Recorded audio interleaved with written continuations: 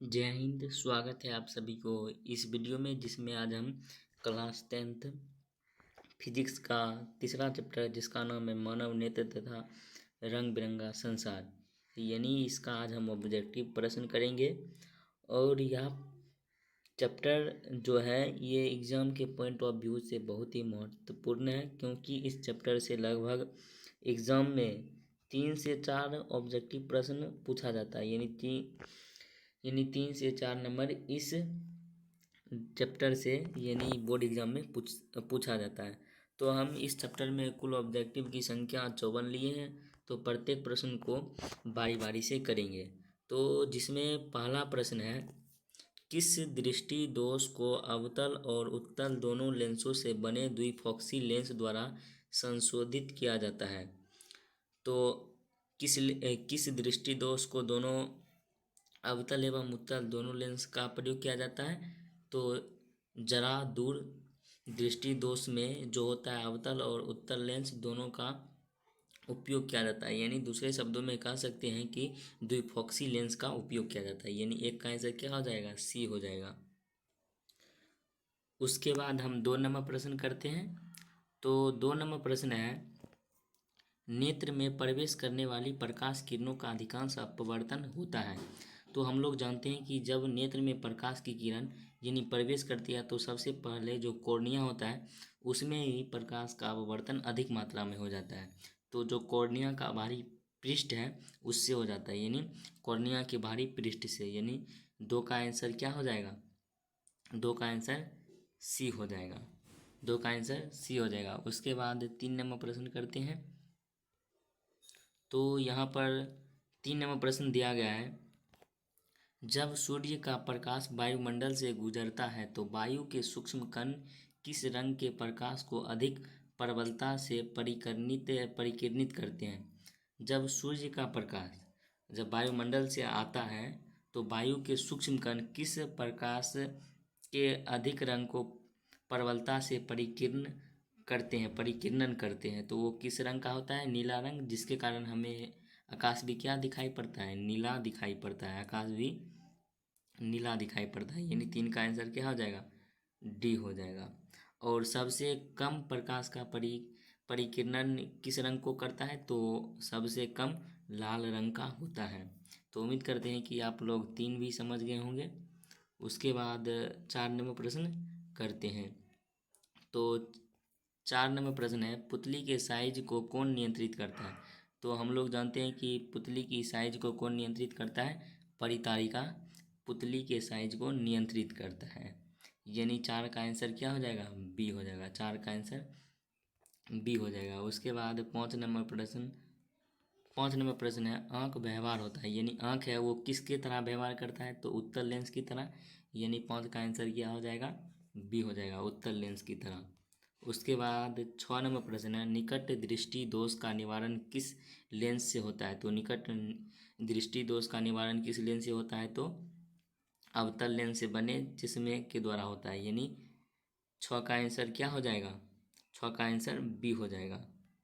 6 का answer B हो जाएगा, अवतल लेंस के द्वारा। यहाँ पर गलती दिया गया है और यहाँ पर दिया गया है उत्तल लेंस के द्वारा। तो अवतल लेंस के द्वारा निकट दृष्टि दोष का निवारण होता है, यानी 6 का आंसर हो जाएगा। उसके बाद 7 नंबर प्रश्न है, स्पेक्ट्रम में किस रंग के किरण की झुकाव अधिक होती है? तो किस रंग के किरण की झुकाव अधिक होती है सामान्यता?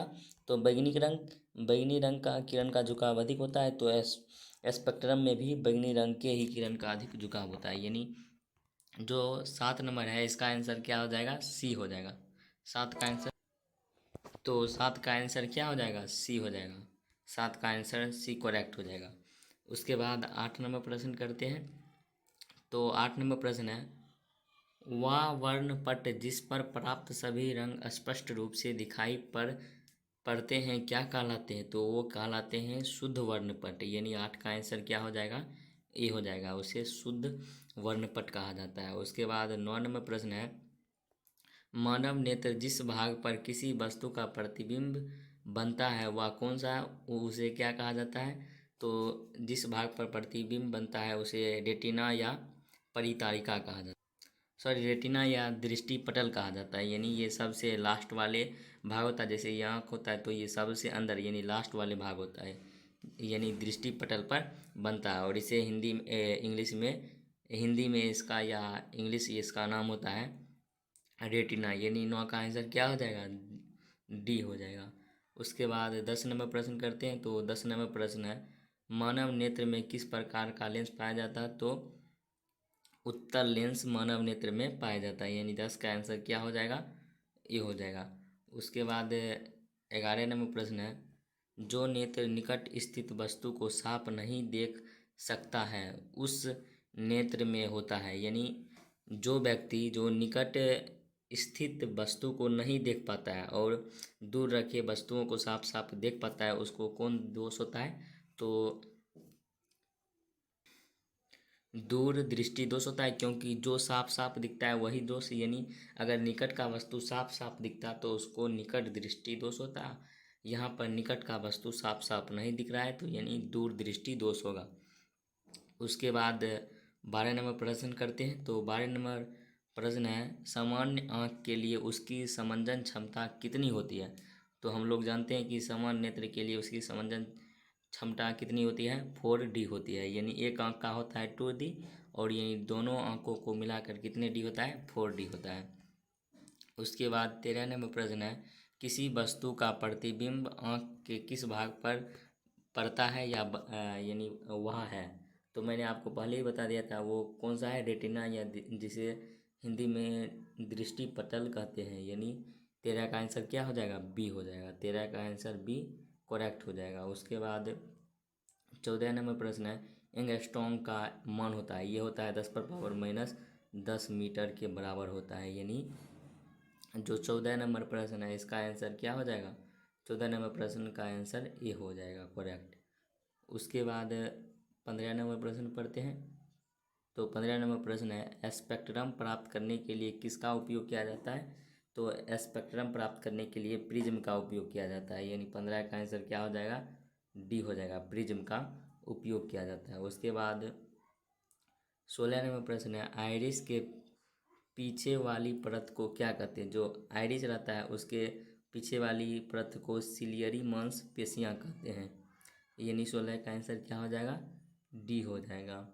उसके बाद 17 नंबर प्रश्न है, सामान्य नेत्र के लिए सुस्पष्ट दर्शन की न्यूनतम दूरी कितनी होती है। तो 25 सेंटीमीटर होती है।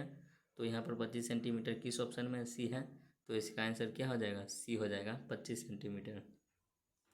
उसके बाद 18 नंबर प्रश्न करते हैं। तो 18 नंबर प्रश्न है, किसी वस्तु का प्रतिबिंब नेत्र के किस भाग पर बनता है।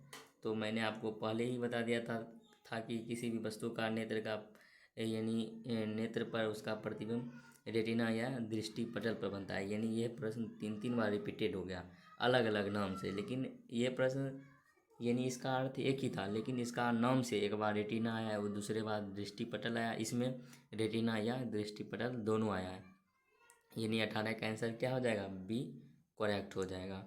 उसके बाद 19 नंबर प्रश्न है, नेत्र में किसी वस्तु का कैसा प्रतिबिंब बनता है। तो नेत्र में किसी भी वस्तु का प्रतिबिंब वास्तविक, उल्टा और छोटा बनता है, यानी सी नंबर करेक्ट हो जाएगा। उसके बाद 20 नंबर प्रश्न है, आँख अपने लेंस की फोकस दूरी को बदल कर दूर या निकट की वस्तु को साफ साफ देख सकता है, आँख के इस गुण को क्या कहते हैं।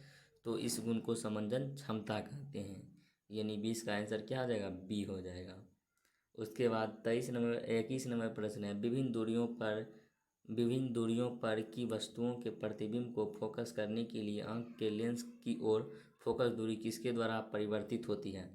तो ये किसके द्वारा परिवर्तित होती है, तो ये सिलियरी मांसपेशियों के द्वारा परिवर्तित होती रहती है, यानी जो ये 21 है इसका आंसर क्या हो जाएगा, सी हो जाएगा, करेक्ट हो जाएगा। उसके बाद 22 नंबर प्रश्न है, नेत्र लेंस की फोकस दूरी कम हो जाने से कौन सा दृष्टि दोष होता है।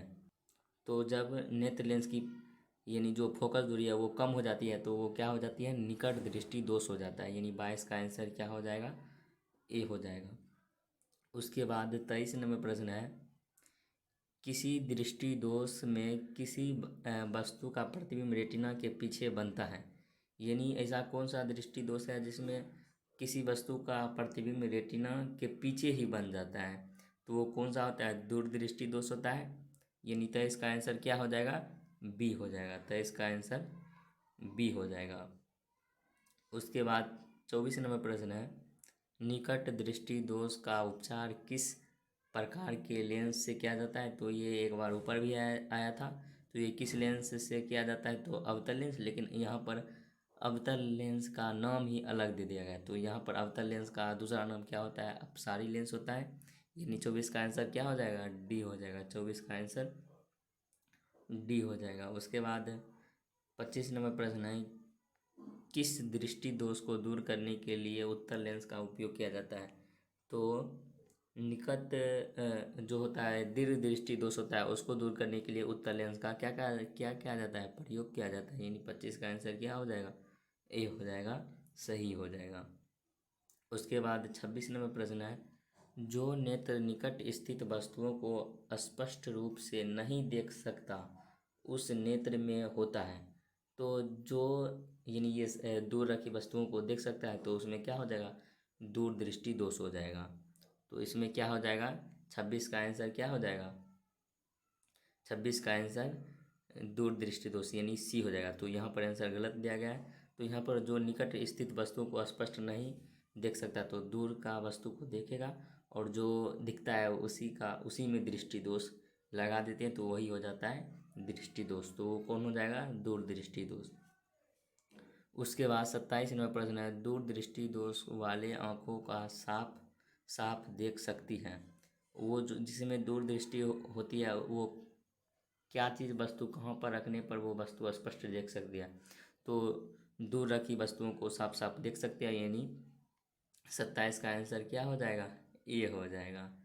उसके बाद 28 नंबर प्रश्न है, दूरदृष्टि दोष का उपचार किस प्रकार के लेंस से किया जाता है। तो मैंने आपको पहले ही बता दिया था कि दूरदृष्टि दोष को दूर करने के लिए उत्तल लेंस का प्रयोग किया जाता है, और उत्तल लेंस का दूसरा नाम क्या होता है, अभिसारी लेंस। यानी 28 का आंसर क्या हो जाएगा, ये सही हो जाएगा। उसके बाद 19 नंबर प्रश्न है, स्पेक्ट्रम प्राप्त करने के लिए किसका प्रयोग किया जाता है। तो यह प्रश्न रिपीटेड है। तो स्पेक्ट्रम प्राप्त करने के लिए किसका प्रयोग किया जाता है, तो प्रिज्म का प्रयोग किया जाता है। यानी 29 का आंसर क्या हो जाएगा, ये सही हो जाएगा।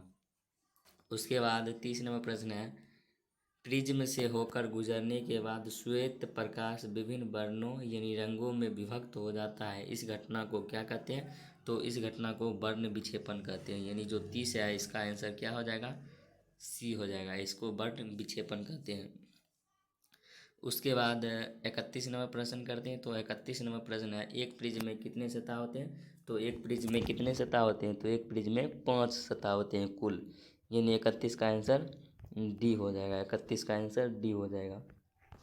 उसके बाद 32 नंबर प्रश्न है, श्वेत प्रकाश जब एक प्रिज्म से होकर गुजरता है, तो जो वर्ण रंग सबसे कम विचलित होता है वह कौन सा है, वो क्या है, वो लाल है, क्योंकि लाल सबसे कम विचलित होता है। यानी 32 का आंसर क्या हो जाएगा, ए हो जाएगा। 32 का आंसर ए हो जाएगा। यहाँ पर भी यही दिया गया था। उसके बाद 33 नंबर प्रश्न है, प्रकाश किस वर्ण का अर्थ क्या होता है, रंग के लिए तरंग दैर्घ्य अधिकतम होता है। तो लाल वर्ण के लिए तरंग दैर्घ्य क्या होता है, अधिकतम होता है। यानी 33 का आंसर सी हो जाएगा। उसके बाद 34 नंबर प्रश्न है, पीत बिंदु के कुछ नीचे एक अन्य बिंदु होता है, उसे क्या कहते हैं। तो उसे क्या कहते हैं, तो उसे अंध बिंदु कहा जाता है। यानी 34 का आंसर क्या हो जाएगा, ये हो जाएगा। उसके बाद 35 नंबर प्रश्न है, मानव नेत्र जिस जिस भाग पर किसी वस्तु का प्रतिबिंब बनाता है वह है। तो वह क्या है, वह दृष्टिपटल है। यानी यह प्रश्न लगभग 4 बार रिपीटेड आ गया। तो आप समझ सकते हैं कि यह प्रश्न बहुत ही इंपॉर्टेंट है। तब इस प्रश्न को घुमा घुमा कर बार बार पूछा जा रहा है। यानी 35 का आंसर क्या हो जाएगा, डी हो जाएगा। उसके बाद 36 नंबर प्रश्न है, मानव नेत्र अभिनेत्र लेंस की फोकस दूरी समायोजित कर विभिन्न दूरियों पर रखी वस्तुओं को फोकसित कर सकता है। ऐसा हो पाने का कारण क्या है, उसका क्या कारण है, समंजन क्षमता है। यानी 36 का आंसर क्या हो जाएगा, बी हो जाएगा, समंजन क्षमता। उसके बाद 37 नंबर प्रश्न है, अभिनेत्र लेंस की फोकस दूरी को परिवर्तित किया जाता है। तो नेत्र लेंस के फोकस दूरी को कौन परिवर्तित करता है? उसे परितारिका या पक्षमार्गी मांसपेशियों के द्वारा परिवर्तित किया जाता है। तो यहाँ पर यानी ये दोनों हो जाता, तो यहाँ पर ये दोनों होगा, तो यहाँ पर ए और डी दोनों सही है। तो आप ए याद चिन्ह कीजिए, यानी यहाँ पर प्रश्न ऑप्शन ही गलत दिया गया था। यहाँ पर ए और डी दोनों होना चाहिए। ऑप्शन क्या होना चाहिए? ए एंड डी दोनों होना चाहिए। उसके बाद 38 नंबर प्रश्न करते हैं। तो 38 नंबर प्रश्न है, एक स्वस्थ आँख के लिए दूरबिंदु क्या होता है? एक स्वस्थ आँख के लिए दूरबिंदु अनंत होता है। ये यानी ये वो अनंत तक देख सकता है, उसका दूरबिंदु अनंत होता है। उसके बाद 39 नंबर प्रश्न है, कैमरे की सतह नेत्र में प्रवेश करते प्रकाश के परिणाम को नियंत्रित कौन करता है? तो उसे आइरिस यानी परितारिका उसको नियंत्रित करता है। यानी 39 का आंसर क्या हो जाएगा? डी हो जाएगा, आइरिस या परितारिका। उसके बाद 40 नंबर प्रश्न है, मानव नेत्र में प्रकाश किस रास्ते से प्रवेश करता है? तो वो पुतली के रास्ते से प्रवेश करता है। यानी पुतली साइज का होता है, तो इसी से प्रकाश क्या करता है? प्रवेश करता है। यानी 40 का आंसर सी हो जाएगा, 40 का आंसर सी हो जाएगा। उसके बाद 41 नंबर प्रश्न है, मानव नेत्र के सबसे ऊपरी परत को क्या कहते हैं? तो सबसे ऊपरी जो परत रहता है उसे दृष्ट पटल कहा जाता है, और ये वाइट रंग का होता है। यानी 41 का आंसर क्या हो जाएगा? ये हो जाएगा। उसके बाद 42 नंबर प्रश्न है, श्वेत प्रकाश जब प्रिज्म से गुजरता है तो सर्वाधिक विचलन होता है। तो सर्वाधिक विचलन किस में होता है? बैंगनी रंग में होता है। तो यानी 42 का आंसर क्या हो जाएगा? सी हो जाएगा, 42। उसके बाद 43 नंबर प्रश्न है, जब श्वेत प्रकाश कांच के प्रिज्म से गुजरता है तो प्रिज्म के आधार की ओर अधिकतम झुकी प्रकाश किरण का रंग होता है। तो अधिकतम कौन झुकता है? तो बैंगनी रंग झुकता है। तो इसका भी आंसर क्या होगा? बैंगनी होगा, यानी डी नंबर ऑप्शन हो जाएगा। उसके बाद 44 नंबर प्रश्न है, चंद्रमा से देखने पर आकाश दिखाई पड़ती है, वो काला दिखाई पड़ती है, ऐसा? तो काला दिखाई पड़ता है, यानी 44 का आंसर क्या हो जाएगा? सी हो जाएगा। ऐसा क्यों होता है? क्योंकि चंद्रमा पर जब जाते हैं तो ऊपर वायुमंडल यानी अंतरिक्ष पर वायुमंडल नहीं रहता है, जिसके कारण आकाश क्या दिखाई पड़ता है? काला दिखाई पड़ता है। उसके बाद 45 नंबर प्रश्न है, प्रकाश के किन रंगों में परिकिरणन सबसे कम होता है? तो परिकिरणन लाल रंगों में सबसे कम होता है। तो लाल रंग कहाँ है? तो डी नंबर में। तो यानी 45 का आंसर क्या हो जाएगा? डी हो जाएगा, सही। उसके बाद 46 नंबर प्रश्न है, श्वेत प्रकाश कितने रंगों के मेल से बना होता है? ये 7 रंगों। और यही प्रश्न बहुत ही वीवीआई है, क्योंकि ये बहुत बार एग्जाम में पूछा गया है, और इसका पूछने का एग्जाम में संभावना भी अधिक रहता है। तो इसका आंसर क्या हो जाएगा? डी हो जाएगा। उसके बाद 47 नंबर प्रश्न है, नेत्र लेंस की फोकस दूरी कम हो जाने से कौन सा दृष्टि दोष होता है? यानी जब नेत्र लेंस का फोकस दूरी कम हो जाएगा तो कौन सा दृष्टि दोष होता है? तो निकट दृष्टि दोष होता है। यानी 47 का आंसर क्या हो जाएगा? ए हो जाएगा। उसके बाद 48 नंबर प्रश्न है, खतरे के निशान के रूप में किस रंग का प्रयोग किया जाता है? तो लाल रंग का प्रयोग किया जाता है। क्योंकि ऐसा क्यों किया जाता है? क्योंकि लाल रंग का परिकिरण सबसे कम होता है, जिसके कारण उसका विचलन भी कम होता है। यानी 48 का आंसर क्या हो जाएगा? 48 का आंसर बी हो जाएगा, 48 का आंसर बी हो जाएगा। उसके बाद 49 नंबर प्रश्न है, इंद्रधनुष का भीतरी हिस्सा किस रंग का होता है? तो इंद्रधनुष का भीतरी हिस्सा होता है वो बैंगनी रंग का होता है, और जो सबसे ऊपरी हिस्सा होता है वो यानी प्राथमिक इंद्रधनुष का, यानी उसको इंद्रधनुष भी कह सकते हैं, उसका लाल रंग का होता है। यानी 49 का आंसर क्या हो जाएगा? 49 का आंसर बी हो जाएगा।